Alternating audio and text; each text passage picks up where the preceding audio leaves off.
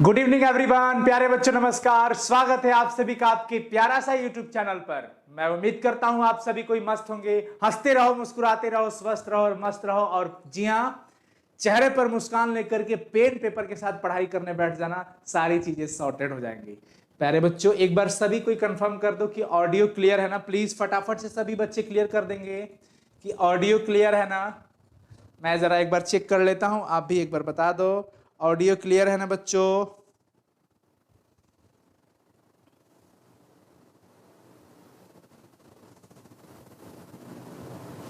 Yes, audio clear है। Good evening प्यारे बच्चों, गुड इवनिंग। एकदम मस्त रहो आप सभी, कोई हंसते रहिए, खूब मुस्कुराइए, क्योंकि हंसने से सारी समस्याओं का लगभग हल हो जाता है। लेकिन सोचोगे सर हंसने से पढ़ाई कैसे क्लियर होगा? हो जाएगा ना, आपका स्ट्रेस तो कम होगा, आप रिलैक्स फील करोगे। सामने वाला परेशान है, बंदा हंसते रहता है यार, इसको कोई फर्क ही नहीं पड़ता डिमोटिवेट करने से। सामने वाला आपको डिमोटिवेट करना भी छोड़ देगा। चलिए स्टार्ट करते हैं। आज हम लोगों की हिंदी व्याकरण की सबसे पहली क्लास, 2023 बैच की सबसे पहली क्लास हिंदी व्याकरण की। मैं आपको बता देता हूं कि हिंदी का बहुत ज्यादा महत्व है। 100 अंक की परीक्षा है। आप इसे बिल्कुल फिजिक्स, केमिस्ट्री, मैथ, बायो से कम मत समझना। इसके साथ आपको कदम से कदम मिलाकर चलना पड़ेगा, क्योंकि ये वो सब्जेक्ट है जो आपके पूरे देश में आपको बोलना, संस्कार, चलना, सब कुछ सिखाता है। और साथ ही साथ आपकी परीक्षा के मार्क्स को बूस्ट करेगा, परसेंटेज रेट भी बढ़ाएगा अगर सही प्रिपरेशन हुआ तो। चलो स्टार्ट करते हैं। सबसे पहले वर्ण विचार से शुरू करते हैं। वर्ण विचार हम स्टार्ट करते हैं। एक चीज आप सभी को समझिएगा कि ये स्टार्टिंग कहां से हुआ। देखो, बोली, भाषा, सब कुछ पे हम डिस्कशन करेंगे, लेकिन वर्ण पे सबसे पहले हम आज बात करने वाले हैं कि वर्ण क्या होता है।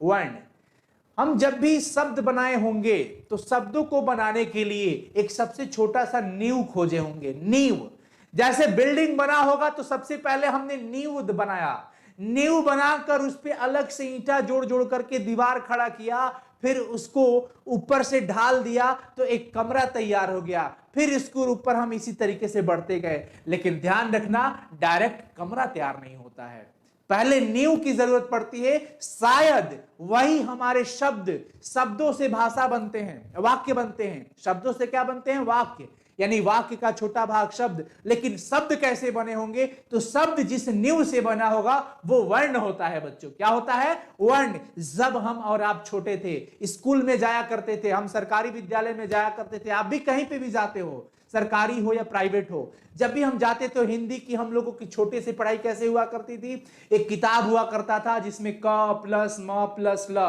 क म ल, ऐसे करके हम लोग को जोड़ जोड़ के लिखना होता था। ये अलग अलग जो आप देख रहे हो ना, क म ल, ये हो गया वर्ण, और यही जुड़ गया तो कमल एक शब्द बन गया। यही हमें पूरा वर्ण के बारे में पढ़ाई करना है बच्चों। अब आप इधर देखो, पहले मैं आपको ये बात बता दूं कि आपके क्लास 12 के अंदर हिंदी ग्रामर में क्या क्या पढ़ना है, और वो मैं यहां यूट्यूब पर और साथ ही साथ अनुसर हिंदी वाली जो एप्लीकेशन है, जो पहले साइंस संग्रह के नाम से थी, उसी एप्लीकेशन पर मैं सारा वीडियो कैटेगराइज करके फ्री में दे दूंगा, निःशुल्क में, क्योंकि मैं आपसे ये वादा कर चुका हूं।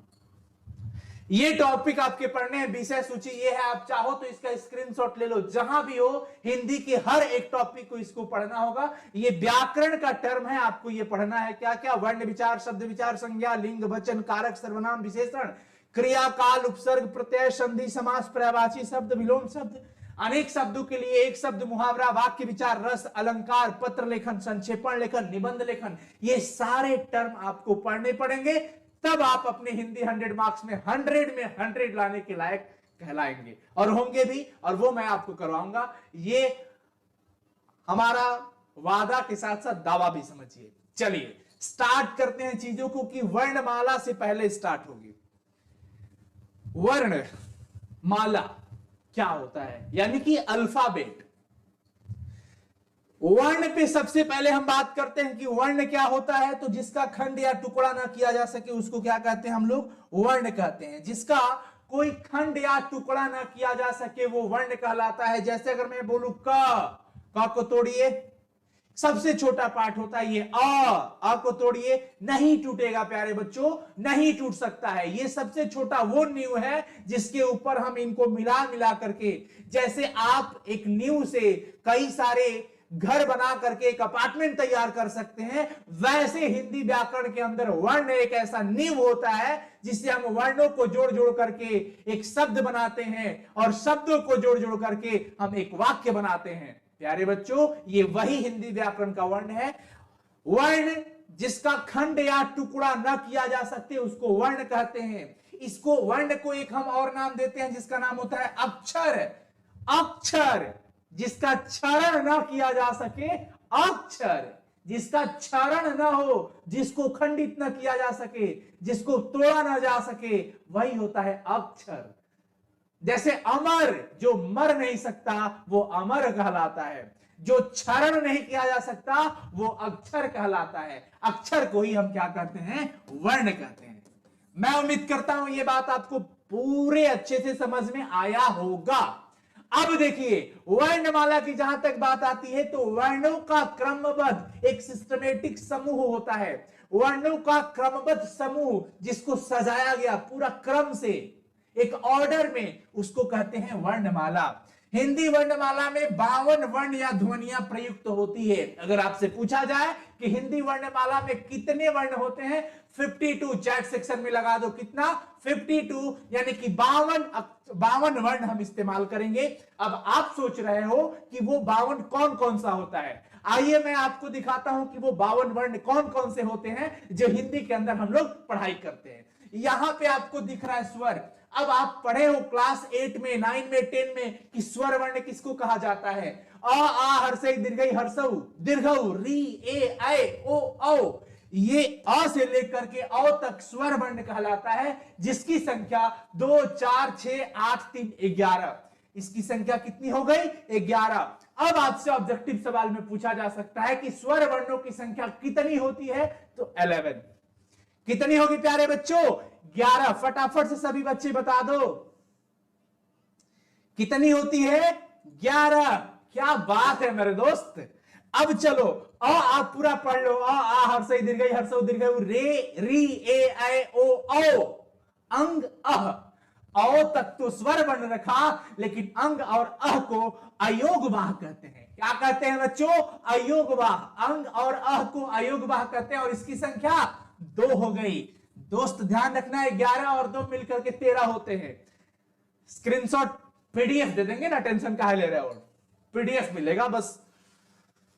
अब देखो, इसके बाद अब आ गया आपका स्पर्श व्यंजन वर्ण। जी हां, स्पर्श जिसको बोलने पे हमारी स्वर तंत्रिकाएं स्पर्श करती है, छूती है एक दूसरे को, वो स्पर्श व्यंजन वर्ण कहलाता है। अब हम बात करते हैं कि ये हमारे कहां से कहां, क से लेकर के म तक। जी हां, क से लेकर के म तक, कचटत प, कचटत प, क ख ग घ अंग, इसको बोलते हैं क वर्ग।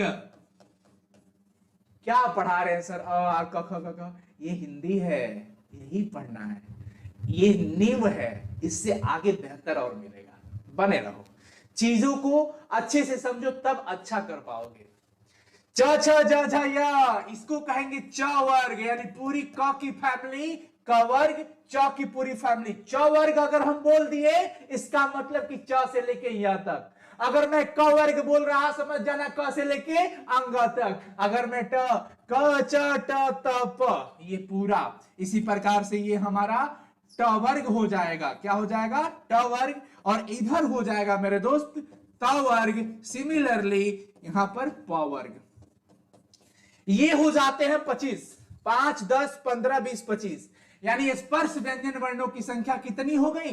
25। चैट सेक्शन में लिखो स्पर्श व्यंजन वर्णों की संख्या 25, यानी कि 25। याद रखिएगा। इसके बाद य र ल व, जिसको अंतः अस्थ व्यंजन कहा जाता है। अंतः अस्थ व्यंजन कहा जाता है इसको। य र ल व, 4 हो गया। ये कितना हो गया? 4। उष्म व्यंजन की बात करते हैं, तीनों श, तलाबी श, मूर्धनी श और दंती श, साथ ही साथ ह।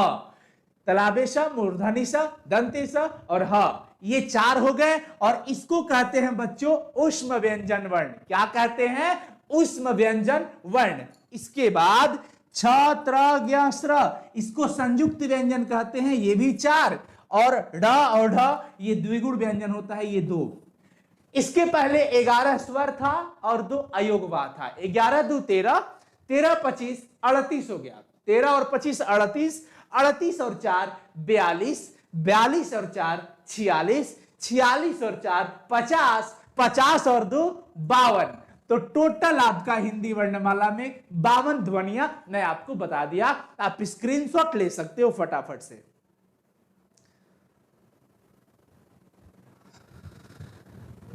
कोई दिक्कत है यहां तक?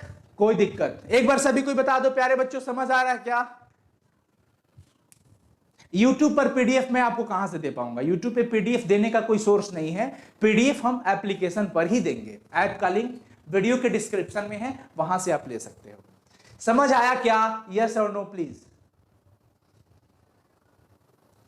यूपी बोर्ड वाले भी बच्चे पढ़ सकते हैं, टेंशन मत लो यूपी बोर्ड वालों बच्चों। मैं आपको भी आपका यूपी बोर्ड का जो सिलेबस है ना चैप्टर, वो भी पढ़ाऊंगा। टेंशन मत लो, इस बार से स्टार्ट करने जा रहे हैं। यस, समझ आ गया बच्चों को? आगे बढ़ते हैं। अगला टर्म यहां स्टार्ट होता है। इसके बाद का वर्ण के पुत्र कितने होते हैं? जब वर्ण की बाराती हम सब कोई जाते हैं, वर्ण की शादी होती है, तो शादी के बाद इनके 2 पुत्र जन्म लेते हैं और एक का नाम होता है स्वर वर्ण और एक का नाम होता है व्यंजन वर्ण। वर्ण के कितने पुत्र? इनकी शादी में जब बाराती में हम लोग गए, खूब धूमधाम से डांस वांस हुआ और शादी के बाद इनके 2 बच्चे पैदा होते हैं, जिनका नाम होता है एक का स्वर और दूसरे का हो जाता है व्यंजन वर्ण, जिसको आप अंग्रेजी में वॉवेल और कॉन्सोनेंट के नाम से जानते हो। आइए, स्वर वर्ण का मतलब, स्वर को समझिए। स्वर का मतलब स्वर, स्व मतलब अपने आप। ये कहता है कि हम खुद ही पे मतलब अपने आप में मस्त रहते हैं, हमें किसी की कोई जरूरत नहीं है, हम स्वतंत्र हैं, किसी पर निर्भर नहीं हैं, हम अपने आप में मस्त रहते हैं। ठीक है, ये स्वर बोलता है बच्चों। जिनका उच्चारण स्वतः होता है उसको स्वर वर्ण कहते हैं। जिनका उच्चारण स्वतः होता है उसको क्या कहते हैं हम लोग? स्वर वर्ण। स्वतः, अपने आप, जिसको बोलने के लिए किसी की जरूरत ना पड़े। जैसे अ बोल के देखो, अ मतलब अ, लेकिन क को बोलो क, तो क में अ भी आ रहा है ना, तो क को बोलने के लिए अ की सहारा पड़ी, लेकिन अ को बोलने के लिए किसी की सहारा नहीं पड़ी। अ, आ, ई, उ, मतलब इसको बोलने के लिए सिर्फ इसी की जरूरत है, ना कि किसी और की। ठीक है बच्चों, तो स्वर वर्णों की संख्या कितनी होती है? 11। स्वर वर्ण कितने होते हैं? 11। याद रखना है कौन कौन? अ, आ, हर्षई, दीर्घई। अब आप सोच रहे हो कि सर ये हर्ष व दीर्घ, हर्ष मतलब छोटी मात्रा और दीर्घ मतलब बड़ी मात्रा। हर्ष ई का मतलब छोटी ई की मात्रा जो आप पीछे से ऐसे लगाते हो और बड़ी ई की मात्रा ऐसे लगाते हो। छोटा ऊ, बड़ा ऊ, री, ए ओ औ। अब इसमें भी छोटा बड़ा छोटा बड़ा छोटा बड़ा। जब इनकी शादी हुई तो इनके भी 2 पुत्र पैदा हो गए। इनमें से भी 2, एक छोटा वाला हो जाएगा हर्स्व और एक बड़ा वाला दीर्घ। छोटा को छोटा में डाल देंगे, बड़ा को बड़ा में रख देंगे। छोटे में आ जाएगा अ, छोटी ई, छोटा ऊ और री। अ, ई, उ और री। बाकी इसको छोड़ करके जो बाकी बच रहा है वो इसमें चला जाएगा। आ, बड़ी ई, बड़ा ऊ, ए ओ औ। आ, बड़ी ई, बड़ा ऊ, ए ओ और ओ। ठीक है, अब यहां पे ये भी सवाल हो सकता है कि हर स्वर वर्ण की संख्या कितनी होती है? 1 2 3 4। इंग्लिश मत बोलिए सर, क्योंकि हिंदी पढ़ रहे हैं हम लोग, तो 4 कह देंगे।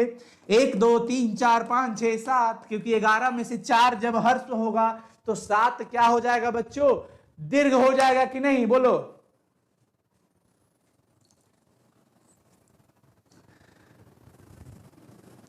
कोई दिक्कत? प्यारे बच्चों फटाफट से बताओ यार, कोई दिक्कत नहीं ना? नो दिक्कत, क्या बात है। ठीक है, आगे बढ़ते हैं फिर। अब चलते हैं इनके भेद पर। स्वर वर्ण का भेद, स्वर वर्ण को बांटा गया किस आधार पर? उच्चारण के आधार पर। मैं अभी आपको बताया हर्ष और दीर्घ। एक इसके अलावा प्लुत भी होता है, मैं अभी बता देता हूं। हर्ष तो आप देख ही लिए हो, हर्ष देख लिए हो, 4 होते हैं। प्लुत भी आप, दीर्घ भी देख लिए हो। प्लुत स्वर किसको कहते हैं? प्लुत स्वर, प्लुत ये वाला कभी ये ऐसा देखे हो? त्रिमात्रिक। हर्ष स्वर को एक मात्रिक स्वर भी कहते हैं क्योंकि इसमें अकेला एक मात्रा होता है। लेकिन दीर्घ स्वर को द्विमात्रिक भी कहते हैं। क्यों? क्योंकि दीर्घ स्वर में आ, जैसे आ है तो आ कैसे बना है? 2 अ मिलकर के आ बना, तो 2 मात्राएं जुड़ गई ना। लेकिन अगर केवल अ की बात करें तो एक मात्रा है, यानी कि हर्ष स्वर को एक मात्रिक स्वर भी कहते हैं और दीर्घ स्वर को द्विमात्रिक कहते हैं। लेकिन प्लुत जो होता है, जैसे मंत्र का उच्चारण वगैरह करना है, ओम, अ की मात्रा टानते हैं ना, वो हो जाता है प्लुत स्वर, जो ऐसे लिखा होता है, ऐसे दिखता है ओम। तो प्लुत स्वर ऐसे, त्रिमात्रिक स्वर कहते हैं इसको। और सबसे ज्यादा बोलने में समय इसी का लगता है। प्लुत स्वर का उच्चारण करने में सबसे ज्यादा समय लगता है और सबसे कम समय लेता है हर्ष स्वर, और फिर इससे 2 गुना समय लेता है दीर्घ स्वर। मैं उम्मीद करता हूं ये चीजें आपको अच्छे से समझ में आ गया होगा, ये चीजें आपको अच्छे से समझ में आ गया होगा। जाति के आधार पर सजातीय और विजातीय कहां छोड़ेंगे? जाति के आधार पर सजातीय और विजातीय मतलब क्या है? मतलब यह है कि एक समान जाति का हो। जाति कहने का मतलब यहां पे कैटेगरी देखना है, क्या? आ मैच कर रहा है, लेकिन अ के साथ ई मिला दो ना भैया, दिक्कत। अब इंसान की शादी इंसाने से कराओ ना, कुतिया बिल्ली से थोड़ी होगा हम लोग की शादी। तो इंसान की कैटेगरी इंसान के साथ, उनकी कैटेगरी उनके साथ, यानी कि यहां वर्णों में हम कैसे करेंगे? आ, ई, बड़ी छोटी वो कर सकते हैं, वो अलग हो गया। उ, लेकिन आ के साथ उ लगा दिया, देखो ये आ अगर कहते हैं तो ये एक समान वाले हो गए, सजातीय वर्ण। लेकिन अगर मैं अ के साथ उ लगा दूं तो ये बिल्कुल अलग अलग हो गया, किसी की जाति किसी से मैच नहीं है। अ उ के साथ तो ये विजातीय वर्ण कहलाएगा। क्या कहलाएगा बच्चों? विजातीय वर्ण। समझ आ गया होगा? समझ आ गया होगा। चलते हैं आगे, क्योंकि ये सब छोटी चीजें आपको समझ में आ रहा होगा। हर्ष स्वर की संख्या 4 होती है और दीर्घ स्वर की संख्या वहां 7 होती है। बाय मिस्टेक 4 हो गया है, कोई दिक्कत नहीं, टेंशन मत लो, ये 7 होगा। और प्लुत स्वर आप देख ही लिए हो, इसकी बोलने में सबसे कम संख्या और इससे 2 गुना समय ये लेता है। क्लियर? यस। आगे चलते हैं। सजातीय और विजातीय, समान जाति वाले वर्ण को सजातीय वर्ण कहते हैं, जैसे आ, हर्षई दीर्घई। लेकिन विजातीय में देख लो तो अ ई के साथ, आ उ के साथ, मतलब डिफरेंट हो जाए तो उसको विजातीय कहेंगे। क्या कहेंगे प्यारे बच्चों? विजातीय वर्ण। और ये क्या कहलाएगा? सजातीय वर्ण। ये भी क्लियर हो गया होगा, समझ आया होगा? बोलो हाँ या ना, यस और नो एक बार सभी कोई चैट सेक्शन में बताओ।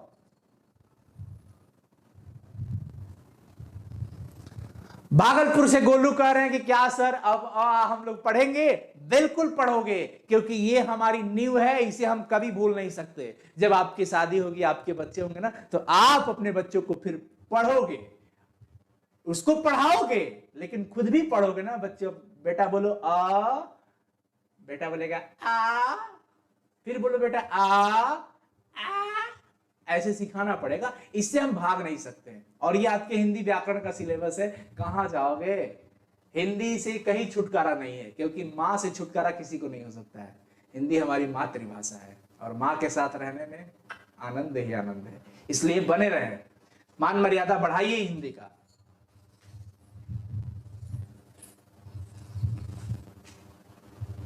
यस, कोई दिक्कत नहीं है, चलते हैं आगे। फिर अब आती है फिर 12 खड़ी वाली बात। 12 खड़ी स्टार्ट करते हैं। ध्यान रखो, व्यंजन वर्ण के साथ स्वर को जोड़ते हैं। व्यंजन क्या होता है आपको पता है? क, ख, ग, ये अभी मैं आपको बताया वो व्यंजन होता है। लेकिन अगर व्यंजन में भी शुद्ध व्यंजन की बात करते हैं बच्चों, जैसे मैं आपको लिख दिया यहां पर क, तो ये व्यंजन है, लेकिन अगर इसको भी हम खंडित करते हैं तो कुछ इस तरीके से हम कह सकते हैं कि आधा क में अ की मात्रा लगी हुई है। तो अ में सिर्फ अ ही था, लेकिन क में अ है, तो ये हो गया हमारा शुद्ध व्यंजन जो बिल्कुल पूर्णतः खंडित नहीं हो सकता, इसके साथ अ है। इसी प्रकार से अगर हम आधा क के साथ विभिन्न प्रकार से ये जितने हमारे स्वर्ण वर्ण थे सबको जोड़ दो, एक बार अ को जोड़ दो, एक बार आ को जोड़ो, एक बार हर्षई दीर्घई हर्षऊ दीर्घऊ, ऐसे करके जोड़ते हैं, ए ऐ ओ औ अंग अ, ऐसे करके, लेकिन री नहीं जोड़ते हैं। देखो अ आ ई उ री नहीं है, ए ऐ ओ औ अंग अ, ये हमारा पूरा का पूरा अ हो गया। अब इसके साथ हम जोड़ते हैं, इनकी मात्राओं को जोड़ते हैं। ये जो मात्रा है बच्चों, इस मात्रा को हम स्वर वर्ण, ये स्वर वर्ण हो गया, इन मात्राओं को व्यंजन के साथ जोड़ेंगे। जैसे यहां पे क लेंगे तो क का, कहरसई की, कदीर्घई की, कहरसऊ कु, कदीर्घऊ कु, क प एकले के, फिर ये कै को, कौ, कंग कह, उसी तरीके से ख खा खी खी खू खू खे खे खो खो खं ख, इसी तरीके से च चा ची ची चू चू चे चे चो चौ चन च, ऐसे आप पढ़ते हो, छ छा छी छी छू छू छे छे चो चौ छन छ। हंसी आता होगा आपको।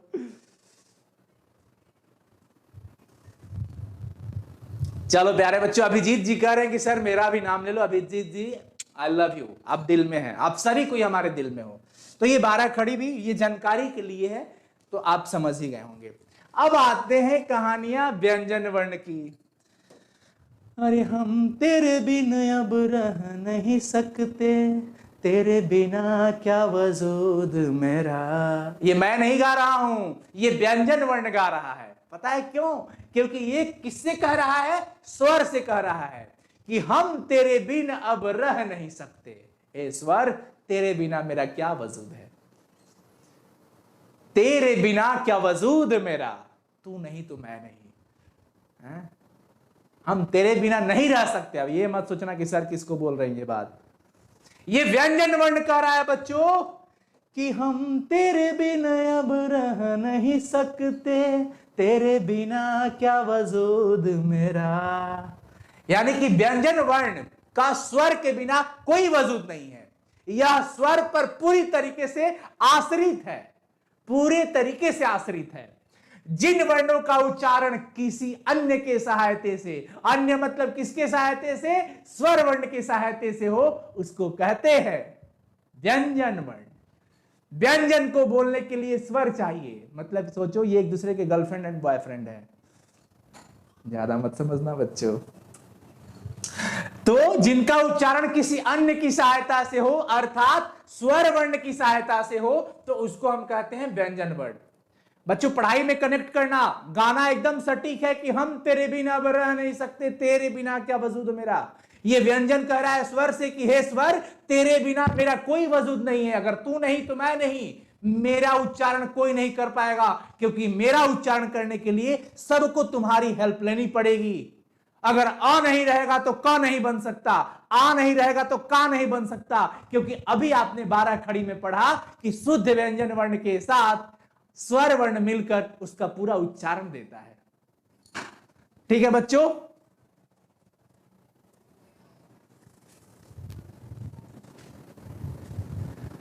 समझ आया? तो इस मूल व्यंजन वर्ण टोटल कितने होते हैं? 33। कैसे? जिसमें स्पर्श वर्ण में आपको दिखाया था क से लेकर के म तक, ये देखो शुद्ध है, एकदम बिल्कुल शुद्ध है। ये 33 के 33 यहां पर आपको दिख रहा है, क वर्ग, च वर्ग, ट वर्ग, त वर्ग, प वर्ग, यहां तक स्पर्श व्यंजन हो गया। ये शुद्ध है, क्योंकि इसमें हल लगा है। हल मतलब हलंत, हलंत लगने से ये जो दिख रहा है ना, ये हलंत है, और ये उच्चारण को आधा कर देता है। यर लव तलाबिश मूर्धनी सदंती सह, इसमें देखो ये 4 अंतः अस्त, ये हो गया उष्म, 25 और 4, ये 25 हो गया टोटल स्पर्श, और ये 4 और ये 4, ये होते हैं मूल व्यंजन। मेन जो व्यंजन होते हैं ना वो 33 होते हैं, जिसमें से 25 स्पर्श होता है और 4 को हम अंतःस्थ कहते हैं। और ये उष्म हो गया। पता है इसको उष्म क्यों कहते हैं? क्योंकि इसको बोलने से उष्मा निकलती है। उष्मा यानी कि हीट, तो इसलिए इसको उष्म व्यंजन वर्ण कहते हैं। ये भी समझ गए होंगे आप। ऑब्जेक्टिव क्वेश्चन जो तैयार हो रहा है वो मैं आपको बता ही दिया।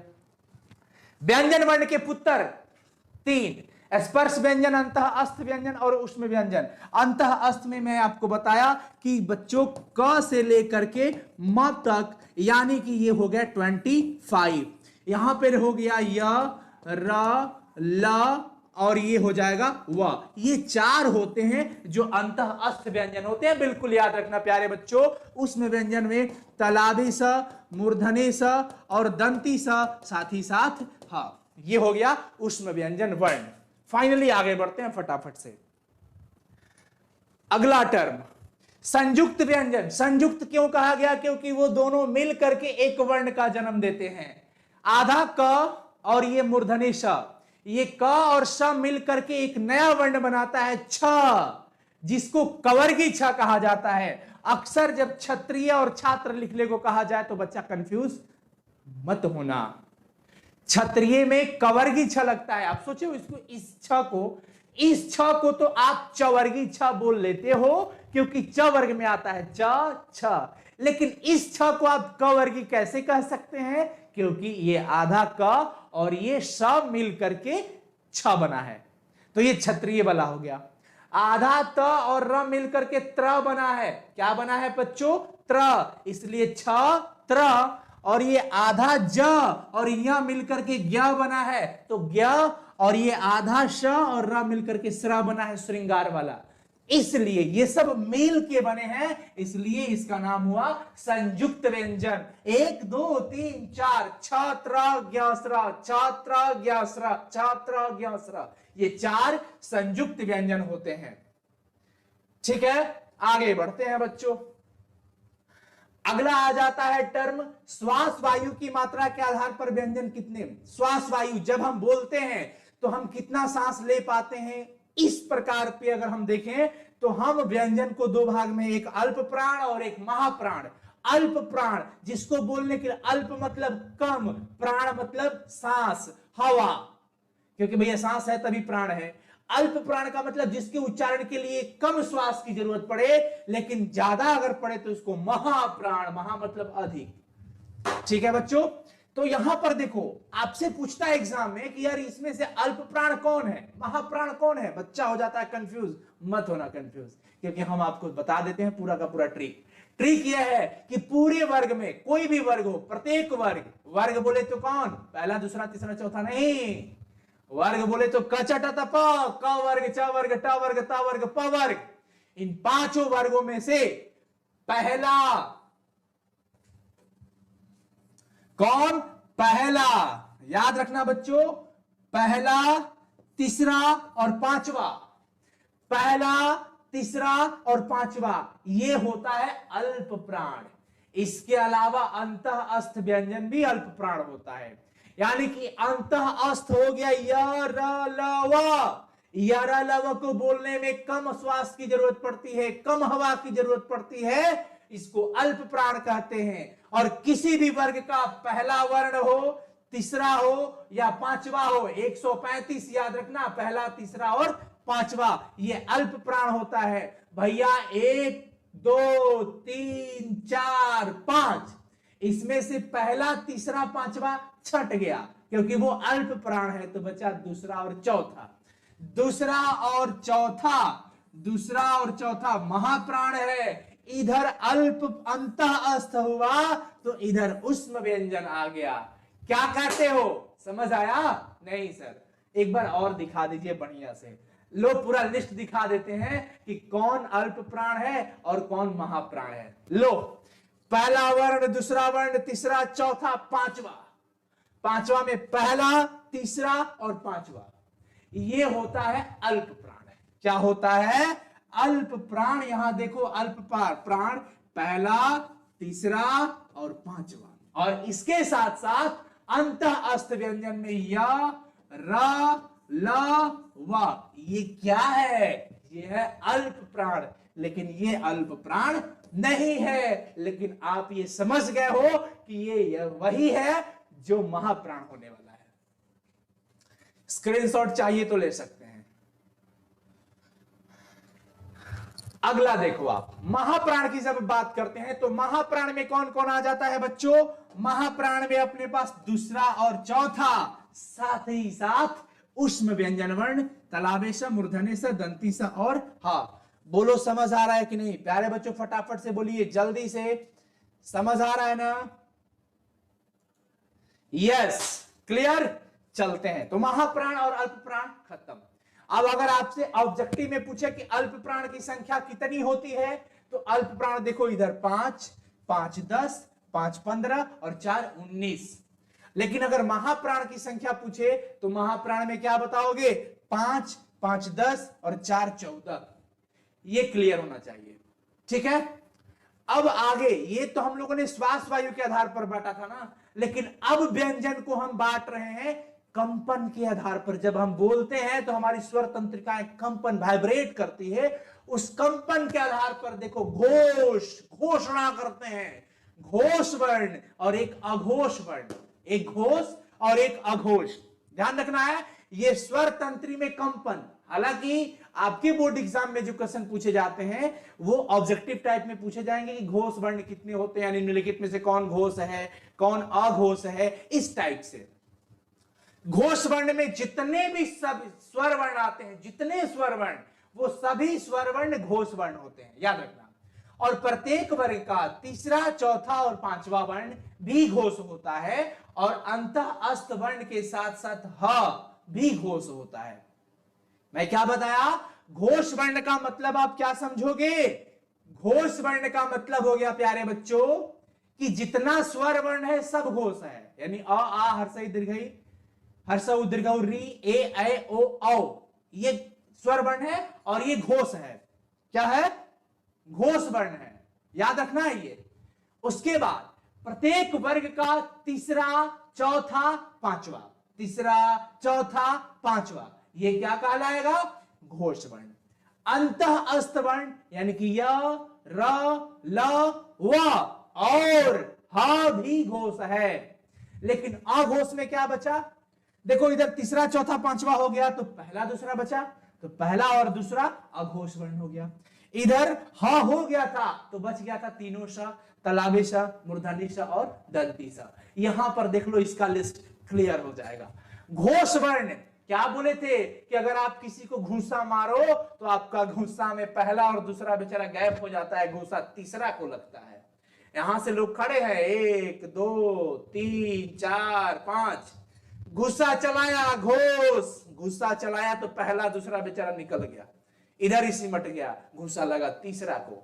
तो तीसरा, चौथा, पांचवा, तीसरा, चौथा, पांचवा, किसी भी वर्ग का तीसरा हो, चौथा हो और पांचवा हो, वो कहलाता है घोष वर्ण। और साथ ही साथ य, र, ल, व, ह, यानी कि 5, 5 10, 5 15, 5 20, ये याद रखना है, ये घोष वर्ण। सिमिलरली अगर हम अघोष वर्ण की बात करते हैं तो देख लो, पहला और दूसरा, पहला और दूसरा अघोष, जिसको घुसा नहीं लगा था समझने के लिए, लेकिन अघोष कंपन के आधार पर, किसमें ज्यादा कंपन है, किसमें कम कंपन है वो, तो ये पहला और दूसरा अघोष वर्ण हो गया, यहां पर देख रहे हैं आप।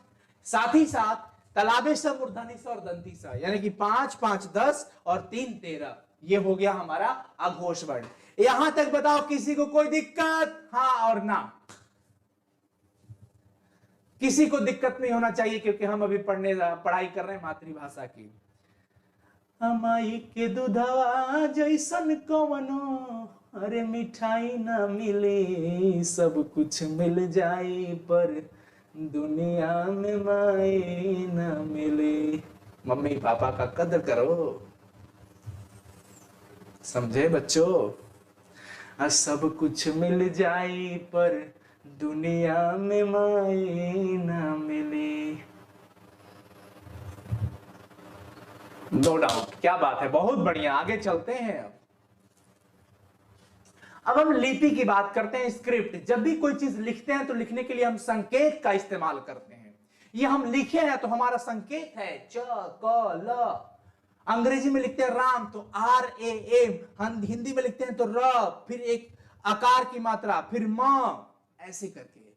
तो जो भी हम शब्द लिखते हैं उनको लिखने के लिए हमें एक संकेत की जरूरत पड़ती है। जैसे मैं हिंदी में अगर राम लिखता हूं तो र ऐसे देता हूं, एक आकार देता हूं, म देता हूं, राम हो गया। तो ये एक संकेत हो गया कि ऐसे र लिखना है, ऐसे आकार देना है, ये म लिखना है, ये संकेत है। लेकिन अगर अंग्रेजी में लिखना हो तो हम इसी संकेत को R ऐसे, फिर A, फिर M, तरह तरह, उर्दू में अलग, फारसी, ये सब होता है ना बच्चों। तो उसी प्रकार से यहां पर भी देखिए आप, भाषा ध्वनियों को लिखकर प्रकट करने के लिए जो निश्चित किए गए संकेत होते हैं या चिन्ह होते हैं उसको स्क्रिप्ट कहते हैं, उसको लिपि कहते हैं। आप एग्जाम देने जाते हो, अंग्रेजी का जिस दिन एग्जाम रहता है उस दिन आप लिख के आते हो कि लिपि में रोमन भर के आते हो, बाकी हिंदी वाली जो परीक्षाएं होती है उसमें देवनागरी भर के आते हो, क्योंकि हम अलग अलग संकेत लिखते हैं। अंग्रेजी में हमारा संकेत कुछ इस तरीके का हो जाता है जो कि रोमन कहलाता है। तो किसी भी भाषा ध्वनि को जब हम लिखते हैं, लिखकर प्रकट करते हैं, दिखाते हैं, तब हम एक निश्चित संकेत या चिन्ह का इस्तेमाल करते हैं। उसी चिन्ह या संकेत को लिपि कहा जाता है। अब हिंदी हो, संस्कृत हो, मराठी हो, नेपाली हो, हिंदी, संस्कृत, नेपाली, मराठी, इन सभी भाषाओं के लिए जो हम संकेत इस्तेमाल करते हैं वो देवनागरी होती है। क्या होती है बच्चों? देवनागरी लिपि। संस्कृत हो, हिंदी हो, मराठी हो, नेपाली हो, वो देवनागरी लिपि जो हम हिंदी में लिखते हैं। पंजाबी भाषा, उसका जो लिपि आप स्क्रिप्ट में देखते हो ना, ऐसे ऐसे लिखा रहता है, वो गुरुमुखी होती है। क्या होती है? गुरुमुखी। याद रखना, पंजाबी भाषा की लिपि क्या होती है? गुरुमुखी। अंग्रेजी जो होता है उसकी लिपि क्या होती है? रोमन। और उर्दू तथा कश्मीरी जो हम लिखते हैं ना, वो फारसी लिपि हो गई। उर्दू, हमारे कई ऐसे मित्र होंगे, कई ऐसे भाई बहन अभी पढ़ाई कर रहे होंगे जो उर्दू में लिखते हैं। कश्मीरी में लिखने वाले भी जो होते हैं वो फारसी लिपि कहलाती है। कौन सी लिपि? फारसी। तो ये बिल्कुल याद रखना है। अब लिपि से संबंधित जो आपके सवाल बनते हैं वो तो यहां से ही बनेगा। और फिर ये बनता है कि संसार की अधिकतर लिपियां कैसे लिखी जाती है। संसार की अधिकतर लिपि जब भी हम लिखते हैं तो हम बाएं से लिखना स्टार्ट करते हैं और दाएं की ओर बढ़ते हैं, यानी कि लेफ्ट टू राइट। जब भी हम कुछ लिखते हैं तो हम इधर से लिखना स्टार्ट करते हैं, लेफ्ट टू राइट, यानी कि बाएं से दाएं। लेकिन जब भी आप उर्दू लिखने वाले को देखोगे, जो उर्दू लिखने वाले लोग होते हैं वो उर्दू उल्टा ऐसे लिखते हैं, यानी कि राइट से चलते हैं और फिर लेफ्ट की ओर आते हैं। उनका ऐसे लिखावट होता है। हाँ यार, तो देखिए फारसी लिपि, जो उर्दू की लिपि है वो फारसी लिपि कही जाती है और वो दाएं से बाएं लिखी जाती है, राइट से लेफ्ट लिखी जाती है। लेकिन संसार की अधिकतर जो लिपि है वो बाएं से दाएं लिखी जाती है। याद रखिएगा, चीनी जापानी जो भाषा होती है ना, वो ऊपर से नीचे लिखी जाने वाली जो भाषा होती है वो चीनी जापानी भाषा होती है। ठीक है बच्चों। और सबसे पुरानी जो हमारी लिपि होती है ब्राह्मी। आज का ये सेशन समाप्त हुआ। मैं उम्मीद करता हूं आपको अच्छा लगा होगा। हंसते रहिए, मुस्कुराते रहिए, स्वस्थ रहिए, मस्त रहिए। वर्ण विचार से संबंधित सारे सवाल आपके समाप्त होते हैं। उच्चारण स्थान भी याद रखना मेरे दोस्तों। और जल्द लेकर के आ रहा हूं कल अनुसार हिंदी यूट्यूब चैनल पर आपको पढ़ने को मिलेगा शब्द विचार। जी हां, कल मिलते हैं शब्द विचार लेकर के और पूरा का पूरा शब्द आपको पढ़ा दूंगा। जैसे आज वर्ण में मजा आया है ना, इससे दोगुना मजा कल आने वाला है, क्योंकि आज की चीजें कल में रिवाइज होंगी। कल क्वेश्चन भी प्रैक्टिस रहेगा इसका। अच्छा लगा हो तो प्लीज चैनल को सब्सक्राइब करिएगा, शेयर कीजिएगा ज्यादा से ज्यादा अपने दोस्तों तक, क्योंकि हमारे देश का हर एक बच्चा का अधिकार है अपनी मातृभाषा को सीखने का। और हमारी एक छोटी सी कोशिश है उनको सिखाने का। अगर आपकी इच्छा हो, आपका सहयोग है तो बिल्कुल संभवतः ये सफल भी होगा। आपका स्नेह चाहिए। कमेंट में कमेंट कीजिएगा कि आज का ये सेशन कैसा लगा।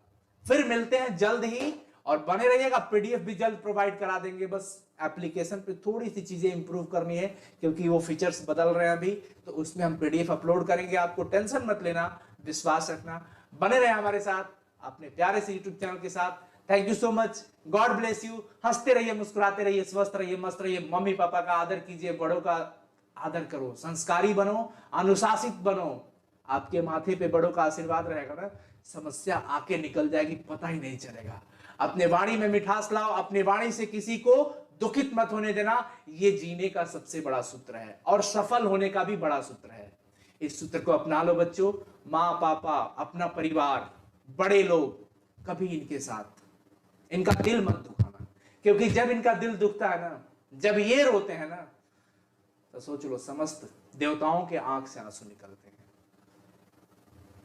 क्योंकि हमारे तीर्थ और देव माता पिता ही हैं। तो अपनी मातृभाषा का कद्र करो और अपने माता पिता, जन्मदाता जो हैं, उनके साथ बने रहिए। Thank you so much, love you all. Comment section में कमेंट का इंतजार रहेगा। फिर मिलते हैं अगले क्लास में, बने रहिएगा। Thank you so much. English की भी क्लासेस होंगी, सब क्लासेस होंगी, पर इसमें तो हम अभी सिर्फ मातृभाषा का। माई के दूधवा जैसन कवनो हरे मिठाई न मिले, सब कुछ मिल जाए पर दुनिया में माई न मिले। Love you mom.